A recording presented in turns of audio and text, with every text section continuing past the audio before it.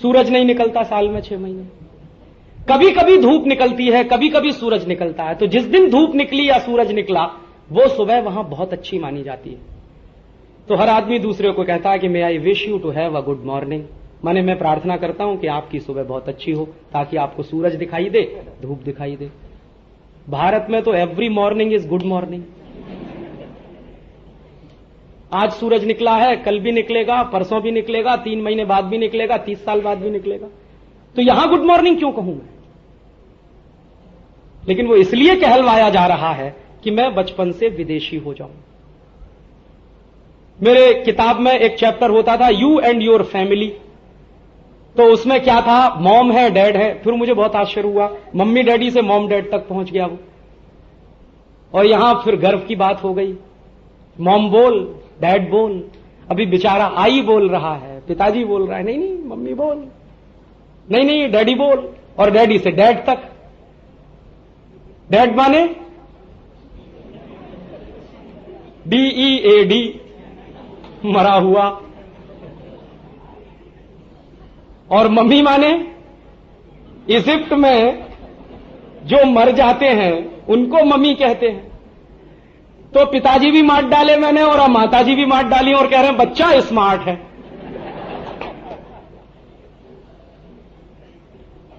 बेचारा आई बोलता है, पिताजी बोलता है, वो मंजूर नहीं है, मम्मी डैडी बोल भाई। और वहां से अब डैड तक आ गए हैं, मॉम तक आ गए। और वो नमस्ते नमस्कार, हाय हाय हाय हाय हाय हाय। मैंने तो बचपन में देखा है हाय हाय हाय हाय तब करते थे जब कोई मर जाता था, और ऐसे छाती पीटते हाय हाय हाय हाय। आजकल के सब बच्चों को मैं यही देखता हूं, खासकर कॉन्वेंटियन तो यही करते रहते हैं। कुछ नहीं हो रहा है, बचपन से विदेशीकरण हो रहा है मेरा, और बहुत अच्छे तरीके से। माने जब आपको पता नहीं चले कि कोई ऐसी प्रक्रिया आपके ऊपर अपनाई जा रही है, आप उससे विदेशी होते चले जा रहे हैं, यह बहुत आसान तरीका होता है गुलाम बनाने का। यही चल रहा है। और कैसे मुझको एक संकुचित दिमाग वाला बनाया जा रहा है, कैसे मुझे फंडामेंटलिस्ट बनाया जा रहा है इस शिक्षा के माध्यम से। कहते जरूर है कि आप प्रोग्रेसिव हो जाएंगे, वास्तव में मैं फंडामेंटलिस्ट हो रहा हूं। कैसे हो रहा हूं? एक चैप्टर मैंने पढ़ा है, उसको मैं आज भी याद करता हूं, यू एंड योर फैमिली। तो उसमें क्या है, मम्मी है, डैडी है, तुम हो, तुम्हारा भाई है, फैमिली खत्म। इसके आगे फैमिली नहीं। मेरी फैमिली में मेरे काका भी हैं, चाचा भी हैं, ताऊ भी हैं, मामा भी हैं, मौसा भी हैं, मौसी भी है, नाना भी है, नानी भी है, दादा भी है, दादी भी है। ये कहीं नहीं है, सिर्फ मैं, मेरी मां, मेरे पिता, मेरा भाई, फैमिली खत्म। अब जब बचपन से मैं यही सीखता आया हूं, एक दिन अचानक से काका आ गए कोई घर में, तो पूछ रहा हूं मम्मी कब जाएंगे ये? आते घर में नहीं घुसे कि कब जाएंगे। क्यों? क्योंकि उनके साथ मेरा कोई रागात्मक रिश्ता नहीं है। और ये रागात्मक रिश्ता बनेगा कहां से? मुझको संस्कार वो मिला नहीं शिक्षा के माध्यम से। और फिर आगे बड़े होकर मैं इसी बात को सीख रहा हूं, और सारा देश कहता है कि हम प्रोग्रेस कर रहे हैं। एक्चुअली पूरे देश को फंडामेंटलिस्ट बनाया जा रहा है। हम दो, हमारे दो, बाकी आपका कोई नहीं। तो यहां तो इतना बड़ा परिवार, परिवार से भी बड़ा कुटुंब, और कुटुंब से बड़ा गांव, वो सब खत्म करके मुझको इतना संकुचित कर दिया आपने कि अभी हम दो, हमारे दो। तो आपने कह दिया कि आपकी प्रोग्रेस हो गई। वास्तव में तो आप फंडामेंटलिस्ट हो गए, संकुचित हो गए, प्रतिक्रियावादी हो गए कि चाचा आ गए तो कब जाएंगे, मामा आ गए तो कब जाएंगे, दादा आ गए तो कब जाएंगे, नानी आ गई तो कब जाएगी। ये सब बच्चों के मन में कहां से पैदा हो रहा? ये डाला जा रहा है एक संस्कार के रूप में। और दुर्भाग्य हम सबका यही है कि इस तरह के संस्कार लेकर जब हम बड़े हो रहे हैं, तो ना तो हम भारतीय हैं, ना तो हम यूरोपियन हैं, ना तो हम अमेरिकन हैं, ना तो हम हिंदुस्तानी हैं। हमारी खिचड़ी बन के रह गई है, एक त्रिशंकु की हालत में हम लटक रहे हैं। तो मैं यही कहता हूं लोगों से, और ये मैं बहुत गंभीर बात कहता हूं कि या तो हम तय करें और सारे देश को पूरी ताकत लगा के यूरोप बना दें, अमेरिका बना दें, उसमें मुझे मंजूर है, आप कर लीजिए। लेकिन उसके परिणामों के बारे में पहले से सोच लीजिए। यूरोप में, अमेरिका में भाई और बहन के बीच जो शुचिता होती है वो संभव नहीं है। मैंने दुनिया के किसी भी देश में रक्षाबंधन जैसा त्योहार नहीं देखा। और जब मैं यूरोप में गया तो बहुत बार उन लोगों से बात करता था, और एक बार ऐसी चांस की बात थी कि मैं रक्षाबंधन के दिन पेरिस में था और मेरी बहन के साथ मैंने फोन पे बात की। तो मेरे दोस्त जिसके घर में मैं रहता था उसने मुझसे पूछा कि तुमने इतनी देर अब तुम्हारी बहन से बात की। मैंने कहा आज रक्षाबंधन है। तो उसने पूछा कि ये क्या होता है। मैंने कहा तुम्हारे समझ में नहीं आएगा ये क्या होता है। और बहुत दिन मैंने उसको सोचा कि मेरे देश के ऋषियों ने मुनियों ने ये रक्षाबंधन क्यों बनाया। होली बनाई समझ में आता है, उत्साह है, उल्लास है, नई फसल आती है, कटती है, होली है। दिवाली बनाई, लक्ष्मी की पूजा करनी है, घर में धान्य आना है, वो भी समझ में आता है। दशहरा है, भगवान राम ने रावण पे विजय पाई, वगैरह वगैरह। माने हर त्योहार किसी ना किसी पौराणिक कथा के साथ जुड़ा हुआ है। अकेला ये रक्षाबंधन एक ऐसा त्योहार है जो किसी पौराणिक कथा से नहीं जुड़ता। तो क्यों बनाया होगा ये? तो बहुत दिन के बाद मेरे समझ में आया कि भाई और बहन के बीच में वो पवित्रता का हमेशा से एहसास बना रहे, इसलिए बहन हर साल राखी बांधे और भाई उस पवित्रता के एहसास को महसूस कर सके। यूरोप में जब भाई बहन 15 साल से ऊपर के हो जाते हैं, 16 साल से ऊपर के हो जाते हैं, 17 साल से ऊपर के हो जाते हैं, तो वो लोग आपस में उतने ही पवित्रता का एहसास कर सकें जो हम कर पाते हैं, इसकी संभावना नहीं होती। और आप इशारे से समझ सकते हैं। और उनकी संस्कृति और सभ्यता में संभव भी नहीं है कि ये हो सके। ये मेरी ही सभ्यता में संभव है कि भाई और बहन के बीच कभी भी कोई दुष्चरित्रता आने ना पाए, इसलिए हर साल वो रिपीट करती है, बहन राखी बांधती है और मैं उसकी सुरक्षा का दायित्व अपने ऊपर लेता हूं। तो ये एक एहसास दिलाने वाला त्योहार है, ये भारतीयता से जुड़ा हुआ है। अगर आप इस समाज को यूरोपियन बनाएंगे या अमेरिकन बनाएंगे तो रक्षाबंधन माइनस करना पड़ेगा, संभव नहीं है, वो चल नहीं पाएगा। और अगर आप इसको माइनस करेंगे तो फिर ये भी कल्पना कर लीजिए कि भाई और बहन के बीच में पवित्रता की कोई दीवार होगी या नहीं होगी। अगर आप इन रिश्ते नातों को छोड़ देंगे यूरोपियन बनने के चक्कर में, अमेरिकन बनने के चक्कर में, तो कल्पना कर लीजिए फिर मां बेटे के संबंधों के बारे में। क्योंकि यूरोप में तो सिगमंड फ्राइड जैसे लोग हुए हैं जो मां बेटे के संबंध में भी अश्लीलता देख सकते हैं, सेक्स देख सकते हैं। इतने आंख के अंधे हमारे यहां तो नहीं हो सकते। मां के प्रेम में करुणा तो हो सकती है, ममता तो हो सकती है, सेक्स कहां से आया?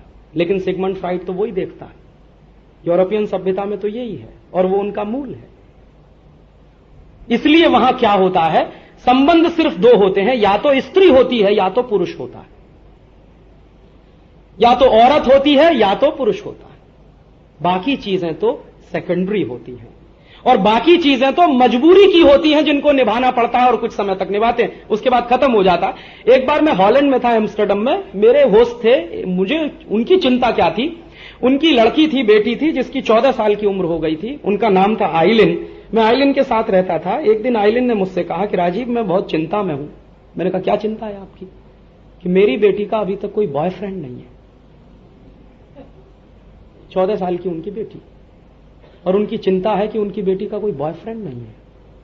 तो मैंने कहा आइलिन क्या बोल रही हो आप? कि नहीं मेरी बहुत चिंता है। तो मैंने तड़ से पूछ लिया कि आपके कितने बॉयफ्रेंड थे? तो उन्होंने गिनाना शुरू कर दिया। फिर वहीं से एक दिन एहसास आया तो मैंने आइलिन से पूछ भी लिया कि आइलिन आपने शादी कितनी की है? तो आइलिन की 14 शादियां हुई थी। फिर मैंने एक दिन आइलिन से पूछा कि आइलिन आपके बच्चे कितने हैं? तो उन्होंने बताया कि कुछ 7-8 बच्चे भी हैं। मैंने कहा वो रहते कहां हैं? कि सब यहीं रहते हैं एम्स्टर्डम में। मैंने कहा आपके पास नहीं है? कि नहीं है। उनके पास कौन रहता है? 2-3 कुत्ते पाल रखे थे उन्होंने। आइलिन का कोई पति भी नहीं था। मैंने कहा आपके सब पति मर चुके हैं? कि नहीं, 3 मरे हैं, बाकी सब जिंदा हैं। मैंने कहा वो सब कहां रहते हैं? कि वो भी सब यहीं रहते हैं। आपके साथ क्यों नहीं रहते? कि नहीं रहते। फिर मैंने पूछा आइलिन आप जरा ये बताइए आपका सबसे पहला तलाक कब हुआ था और क्यों हुआ था? आप बिना हंसे सुनिएगा इसको। तो आइलिन ने जवाब दिया कि मेरा सबसे पहला तलाक हुआ था क्योंकि मेरे पति ने मेरा टूथब्रश कर लिया था, इसलिए तलाक हो गया। माने पति के मात्र टूथब्रश कर लेने से आइलिन ने अपने पति को तलाक दे दी। दूसरे पति का तलाक कैसे हो गया? तो ऐसे ही एक एक से बेवकूफी के उदाहरण। कि एक दिन आइलिन ने कहा था और उसने सेंट नहीं लगाया था, तो आइलिन को लगा कि ये बहुत गंदा आदमी है, तो तलाक हो गया। और कहा कि उसके शरीर में से बहुत बदबू आती थी, पसीने की बदबू आती थी। अब आइलिन जो कह रही थी मैं आंखें फाड़ के सुन रहा था, क्योंकि मेरे लिए ये सब आश्चर्य की बातें हैं। और मैं आइलिन की कही हुई हर बात अपनी मां के ऊपर टेस्ट करने की कोशिश कर रहा था कि मेरी मां मेरे पिता से 50 बार दुखी हो सकती है, 100 बार दुखी हो सकती है, 50 बार उनको डांट सकती है, 100 बार डांट सकती है, लेकिन तलाक लेने के बारे में कभी नहीं सोच सकती। तो भारत को अगर आप यूरोप बनाना चाहते हैं तो इन प्रश्नों पर गंभीरता से विचार करना होगा। भारत को अगर अमेरिका बनाना चाहते हैं तो इन प्रश्नों पर गंभीरता से विचार करना होगा हमको। और आइलिन की पूरी कहानी वहां से लौटकर मैंने लिखी थी। यहां एक पत्रिका निकलती है हिंदी में, उसका नाम है हंस, उसमें वो छपी थी 91-92 में। तो मेरे ऊपर बहुत सारे आरोप और प्रत्यारोप लगे थे। जैसे कुछ एक आरोप ऐसे भी लगे थे कि तुम सब जो है फालतू के लोग हो, तुमको प्रोग्रेस ही नहीं दिखाई देती यूरोप में। मैंने कहा मैं देखूं कहां से, चश्मे तो मैंने सब बदलने की कोशिश की, अब दिखाई दे तब तो देखूं, है वहां पे कुछ तो देखने के लिए देखूं। संकट वहां का यही है। हम क्या देखते हैं वहां जाके? मेरे कुछ दोस्त हैं कहते देखो अमेरिका कितना अच्छा है। तो मैंने कहा क्या है? कि देखो सड़क के ऊपर सड़क। हां, यही बहुत बड़ी भारी बात। एक सड़क, उसके ऊपर सड़क, फिर उसके ऊपर सड़क, तो 3-3 सड़क, तो 4-4 सड़क। देखो कितनी चौड़ी चौड़ी सड़क, कितनी लंबी लंबी सड़क, कहीं गड्ढा नहीं है, कहीं कुछ नहीं है, कहीं कुछ नहीं है। देखो कितनी अच्छी सड़क, 150 किलोमीटर की स्पीड से ले जाओ, 200 किलोमीटर की स्पीड से ले जाओ, 300 किलोमीटर की स्पीड से ले जाओ। फिर उससे ज्यादा पूछिए कि भाई जरा ये बताओ इस सड़क पे बलात्कार कितने होते हैं, तो आपकी रूह कांप जाएगी अगर आप उनके आंकड़े सुनेंगे तो। न्यूयॉर्क अमेरिका का हार्ट माना जाता है। न्यूयॉर्क का हार्ट माना जाता है एक इलाका, हालांकि अमेरिकी उसको स्वीकार नहीं करते। मैं कहता हूं हार्लेम। अमेरिका देखना हो तो हार्लेम में जाइए पहले, तब आपको दिखाई देगा कि अमेरिका का असली चेहरा क्या है। वॉशिंगटन डीसी के आसपास आप घूम के चले आएंगे तो आपको अमेरिका समझ में नहीं आएगा। अमेरिका को समझना है तो हार्लेम में जाना पड़ेगा आपको, तो आपको समझ में आएगा कि भूखमरी कितनी है, बलात्कार कितने होते हैं, चोरियां कितनी होती हैं, डकैतियां कितनी पड़ती हैं। अभी तो अमेरिकन सरकार के आंकड़े हैं, उनका एक कमीशन है, प्यू चैरिटेबल ट्रस्ट अमेरिका में एक बहुत बड़ा ट्रस्ट है, उन्होंने एक कमीशन बिठाया था। उस कमीशन की रिपोर्ट ये बताती है कि अमेरिका में 1 मिनट में सबसे ज्यादा बलात्कार होते हैं पूरी दुनिया में। अमेरिका में 1 मिनट में सबसे ज्यादा मोलेस्टेशन के केसेस होते हैं। अमेरिका में 1 मिनट में सबसे ज्यादा छेड़खानी की ऐसी घटनाएं होती हैं जिनमें कई बार मृत्यु तक हो जाती है। अमेरिका में सेक्स और सेक्स से संबंधित बीमारियों से मरने वाले लोगों की संख्या दुनिया में सबसे ज्यादा। और ऐसी ऐसी बातें आप सुनते चले जाइए तो आपका दिल कांप जाएगा। और क्राइम अमेरिका में लगातार बढ़ रहा है, किसी के रोके नहीं रुकता है। अमेरिकन सरकार का जो बजट आता है, या ऐसे माने कि अमेरिकन सरकार का जो नेट रेवेन्यू कलेक्शन है, उसका करीब करीब 15 से 20% क्राइम को रोकने में खर्च होता है, नेट रेवेन्यू कलेक्शन का। फिर भी क्राइम रुकता नहीं है। और क्राइम किस लेवल के होते हैं? 11 साल का बच्चा बंदूक निकाल के 5 बच्चों को मार देता है अपने स्कूल में। वॉशिंगटन में अभी हुआ, वॉशिंगटन डीसी। 13 साल का बच्चा जेब में रिवॉल्वर लेके आता है, क्लास में शूट कर देता है अपने अध्यापक को, क्योंकि अध्यापक ने उसको पनिशमेंट दिया। 12-15 साल के 10-12 बच्चे खुली जीप में बैठते हैं और दनादन गोलियां चलाते हुए निकलते हैं।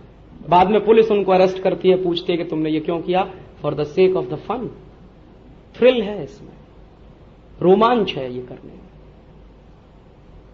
वो अमेरिका है। क्लास में कोई टीचर पढ़ाए और बिना बेइज्जत होके निकल आए तो ये आश्चर्य की बात मानी जाती है वहां। कोई भी क्लासरूम में टीचर घुसे और वो टीचर बिना बेइज्जत होके उस दिन बाहर निकले तो मान लीजिए आपने बहुत बड़ा किला फतेह कर लिया। बच्चे जिस तरह की बेइज्जती करते हैं अपने अध्यापकों की, आप उसकी कल्पना नहीं कर सकते।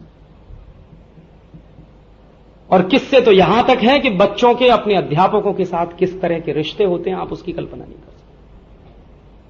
अमेरिका वो देश है जहां होमोसेक्सुअलिटी सबसे ज्यादा है। बिल क्लिंटन ने राष्ट्रपति बनने के बाद जो सबसे पहला कानून बनाया अपने देश में, होमोसेक्सुअल लोगों को शादी करने की छूट दी। पुरुष पुरुष से शादी करे, महिला महिलाओं से शादी करे। फिर दूसरा कानून बनाया बिल क्लिंटन ने कि आर्मी में, नेवी में होमोसेक्सुअल्स की भर्ती हो सकती है, जो अब तक पाबंदी लगाई गई थी जिस पर। तो 50 बार सोचिए भारत को अमेरिका बनाने से पहले, 50 बार सोचिए भारत को यूरोप बनाने से पहले। मेरा अपना मानना यह है कि हिंदुस्तान को आप हिंदुस्तान ही रहने दीजिए, इसको अमेरिका बनाने की कोशिश मत करिए, यूरोप बनाने की कोशिश मत करिए, इसको भारत ही रहने दीजिए। हां, इतना जरूर करिए कि भारत के भारतीय रहने में जो गड़बड़ियां पैदा हो गई हैं पिछले 1-1.5 साल में, इनको दुरुस्त कर लीजिए, तो ये समाज बहुत आगे निकल जाएगा। उन गलतियों को, उन गड़बड़ियों को जो हमारी सभ्यता में पनपी पिछले 1-1.5 साल में, और आप जानते हैं लंबे समय तक अगर किसी भी सभ्यता पर बाहरी आक्रमण होते रहें तो वो समाज तो टूटना फूटना शुरू हो ही जाता है। हम तो 3rd सेंचुरी BC से अटैक झेल रहे हैं। सिकंदर आया और सिकंदर के बाद लाइन लगी इस देश में। बीच में कुछ ऐसा पीरियड था 200-500 साल का जिसमें कोई नहीं आया अटैक करने के लिए, लेकिन आते ही रहे। तो जो समाज 1-1.5 साल बाहर के आक्रमणों को झेलता रहा हो, उस समाज में आंतरिक गड़बड़ियां और विकृतियां आना बहुत स्वाभाविक है। हमारी आपकी कोशिश यह होनी चाहिए कि पिछले 1-1.5 साल में, 2000 साल में जो आंतरिक विकृतियां आई हैं हमारे समाज में, उनको हम ठीक कर लें, माने भारत को ज्यादा अच्छा भारत बना लें। यह तो हम सबके लिए संभव है। भारत को अमेरिका बनाना संभव नहीं, भारत को यूरोप बनाना संभव नहीं। और अगर यह काम करना है तो स्वदेशीकरण करना ही होगा। तो हम स्वदेशी आंदोलन क्यों चला रहे हैं? क्योंकि इस पूरे भारतीय समाज का हमें स्वदेशीकरण करना है।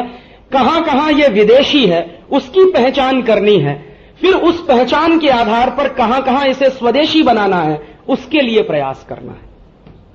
अभी तो मेरे जैसे आदमी के लिए मैं तो आपसे पूरी विनम्रता से यह कह रहा हूं कि अपने आप को ना तो मैं एंथ्रोपोलॉजिस्ट मानता हूं, ना मैं सोशल साइंटिस्ट हूं।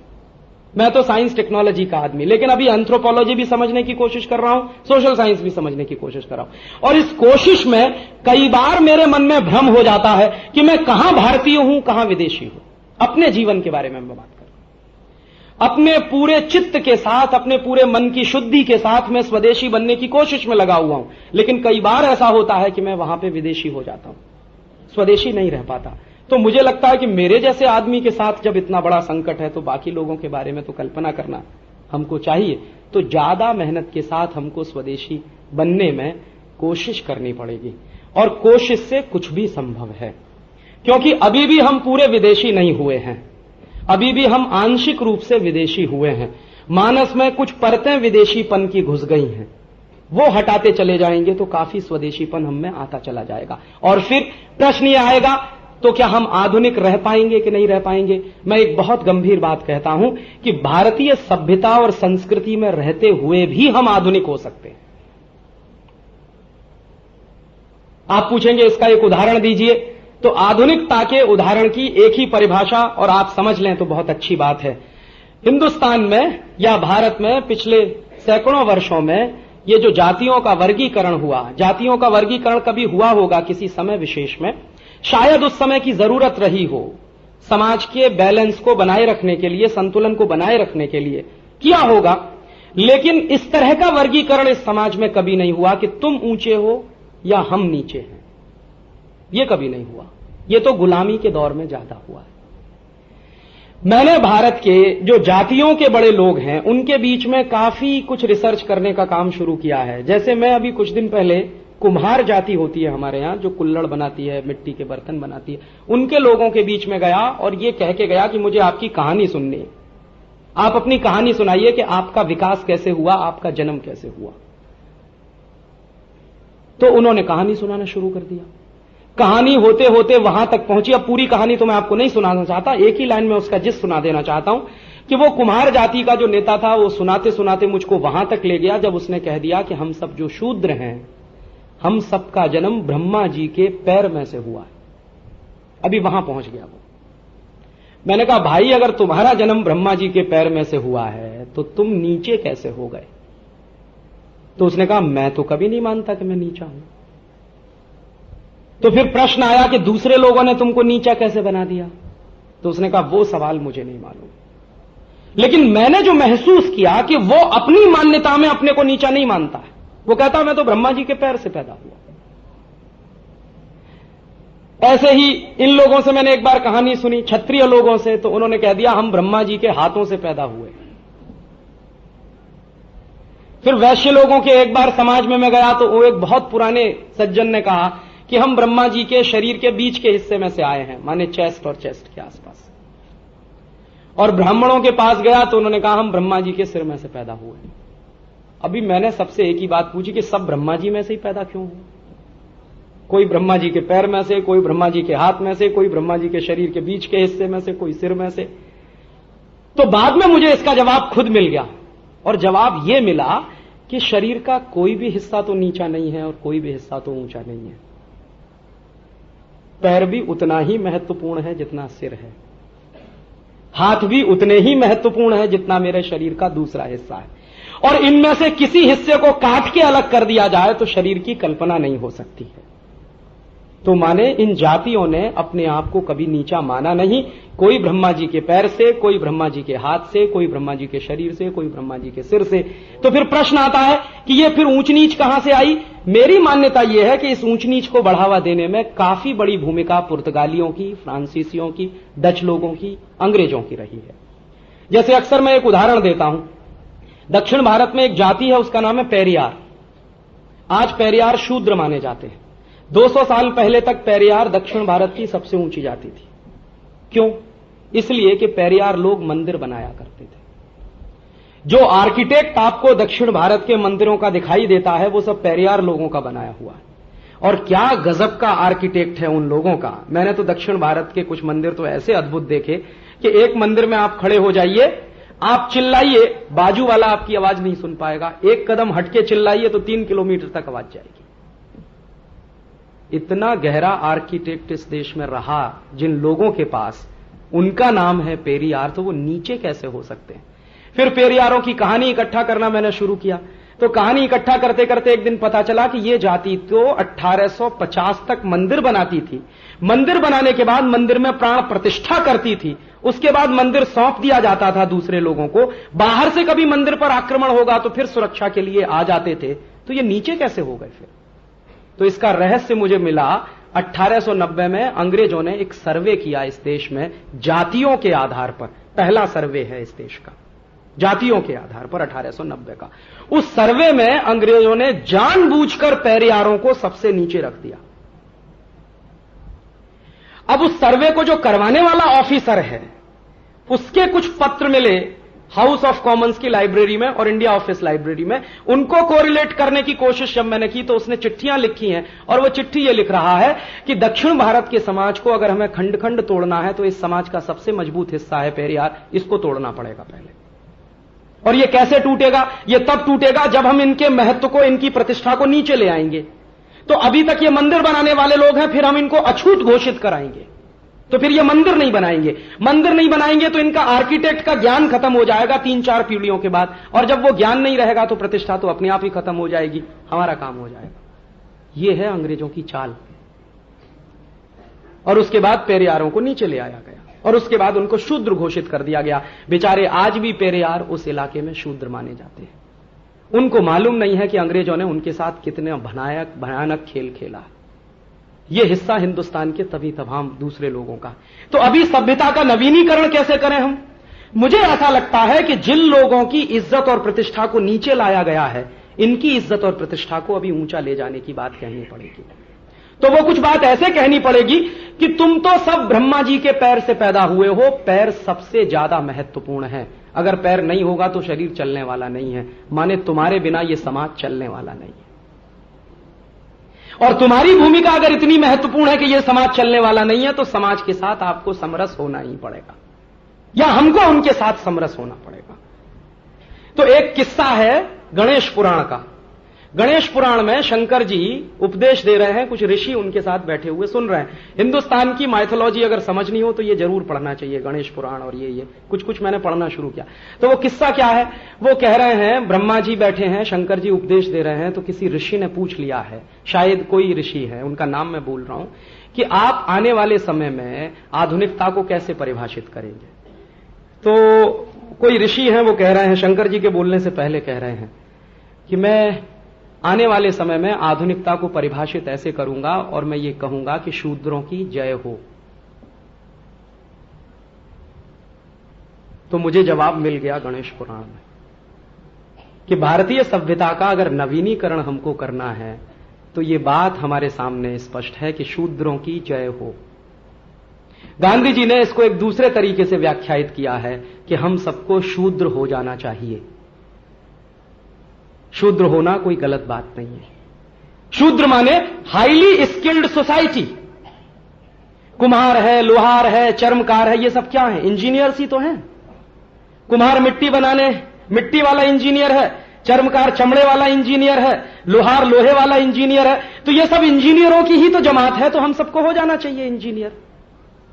माने सबको हाईली स्किल्ड पर्सन हो जाना चाहिए, तो हम सब शूद्र हो जाएंगे। तो शूद्रों की जय तो होने ही लगेगी, तो सभ्यता का नवीनीकरण हो जाएगा। जो गिरी है हमारी सभ्यता, वो सभ्यता फिर ऊंची भी उठ जाएगी। कुछ इस तरह के काम करने होंगे।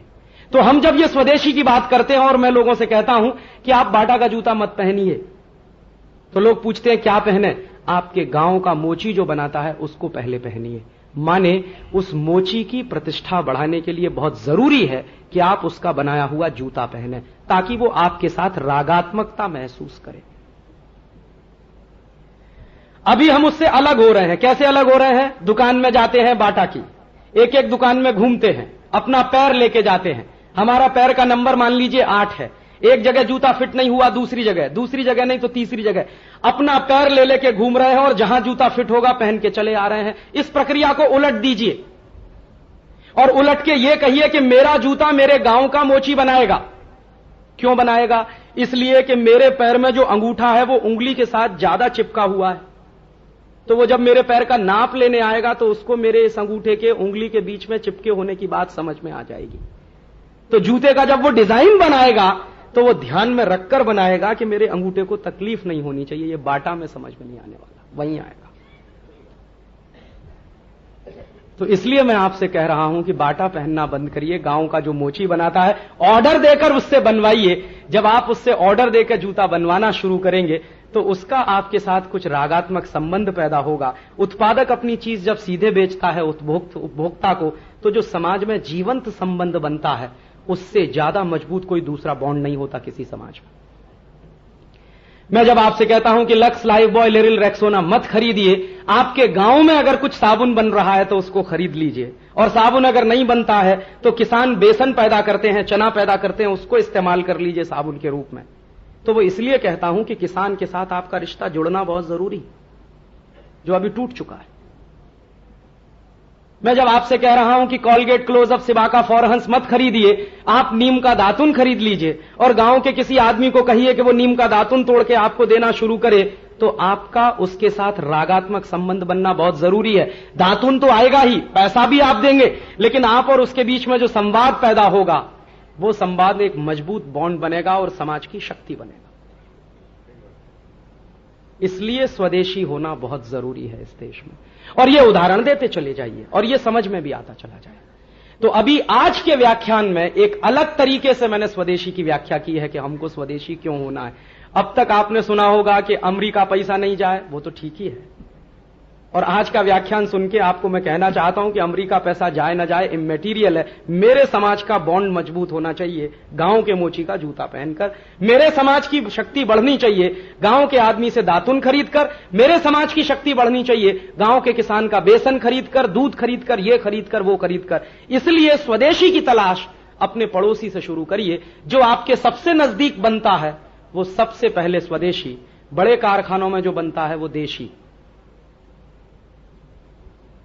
स्वदेशी, देशी और विदेशी तीनों की परिभाषाएं स्पष्ट करिए। निरमा स्वदेशी नहीं है, देशी है। गांव में बनता है अगर साबुन तो वो स्वदेशी है। प्रॉमिस स्वदेशी नहीं है, देशी है। नीम का दातुन मिलता है या दंतमंजन बनता है मेरे गांव में, वो स्वदेशी है। तो पहले तलाश करिए स्वदेशी की, ना मिले तो देशी पे जाइए और परदेशी तो बिल्कुल नहीं, क्योंकि सभ्यता का नवीनीकरण करना है हमको और भारतीय समाज को भारतीय बनाना है, यूरोपियन नहीं बनाना है। और तब इसमें देखिए कि ऐसे कौन कौन से माध्यम हैं जो आपको विदेशी बनाने में लगे हुए हैं।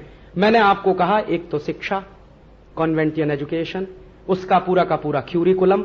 दूसरा, आधुनिकता का एहसास कराने वाले वो तमाम उपकरण जिनको आपने मान लिया है कि ये सभ्यता की निशानी है, वॉशिंग मशीन, टेलीविजन या फिर रेफ्रिजरेटर या फिर वगैरह वगैरह। तब आप पूछेंगे, राजीव भाई आप हमको आधुनिक नहीं बनने देना चाहते? मैं जरूर चाहता हूं कि आप आधुनिक बने, लेकिन आधुनिकता की परिभाषा बदलिए। यूरोपियन होना, अमेरिकन होना आधुनिक नहीं है। माने हम यूरोप जैसे हो जाएं, अमेरिका जैसे हो जाएं, ये आधुनिक होना नहीं है। हम भारत में रहते हुए आधुनिक कैसे बने, ये सोचने की कोशिश करिए। और एक दूसरी बात और कह दूं, जिसको बार बार आप अपने दिमाग में घुमाइए, सुविधाएं इकट्ठी कर लेना आनंद प्राप्त नहीं करवाएगा।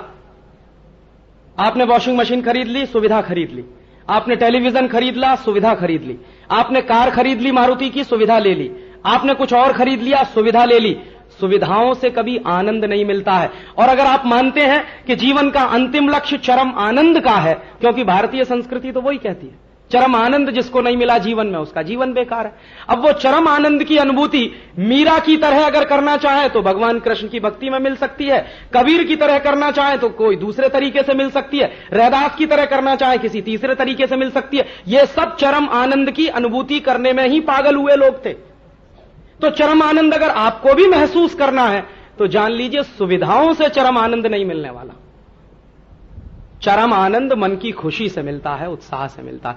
और आप करके देख लीजिए, किसी गरीब को भोजन खिलाने के बाद जो मन को संतोष मिलेगा, वो टेलीविजन की फिल्म देखने के बाद नहीं मिलने वाला। घर में बैठकर भगवान का भजन और कीर्तन करने से जो आपको सुख मिलेगा, वो चोली के पीछे क्या है गाने से नहीं मिलने वाला। सुख तलाशिए, आनंद तलाशिए, कहां मिलता है तो वो आपको पता चलेगा कि कृति में मिलता है, क्रियाओं में मिलता है। बहुत अच्छा भजन बनाइए, गाइए, देखिए क्या आनंद मिलता है। और आप अकेले मत गाइए, परिवार के साथ बैठकर गाइए, देखिए क्या आनंद मिलता है। मराठी की कोई अच्छी कहानी पढ़िए, अपने बच्चों को सुनाइए, देखिए क्या आनंद मिलता है। संभव हो तो वायलिन बजाना सीख लिए और बजाइए, देखिए क्या आनंद मिलता है। सितार बजाना सीख लीजिए, बजाइए, देखिए क्या आनंद मिलता है। डूब कर देखिए, बाहर किनारे खड़े रहने से आनंद नहीं मिलने वाला। साहित्य में डूबिए, संगीत में डूबिए, कला में डूबिए और आपको आनंद की प्राप्ति होने लगेगी। भगवान में डूबिए और अच्छे तरीके से होने लगेगी। आनंद की तलाश वहां करिए और आधुनिकता की तलाश वहां करिए, यूरोपियन और अमेरिकन होने में नहीं। इसलिए हमारा स्वदेशीकरण बहुत जरूरी है। यही आपसे कहना था। बहुत आभार।